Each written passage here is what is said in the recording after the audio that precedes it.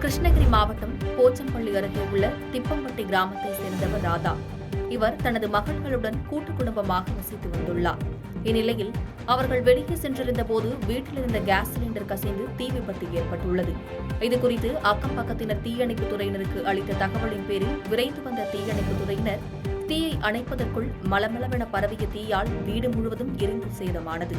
வீட்டில் வைத்திருந்த பொருட்கள் மற்றும் முக்கிய ஆவணங்கள் தீயில் கருகி சேதமடைந்துள்ளன. மேலும் அவர்கள் வீடு கட்டுவதற்காக வைத்திருந்த 6,50,000 ரூபாயும் தீயில் எரிந்து நாசமாகியுள்ளது. இதுகுறித்து காவல்துறையினர் விசாரணை மேற்கொண்டு வருகின்றனர். பாதகம் செய்பவரை கண்டால் நாம் பயங்கொள்ளலாகாது பாப்பா, மோதி மிதித்து விடு பாப்பா, அவர் முகத்தில் உமிழ்ந்து விடு பாப்பா.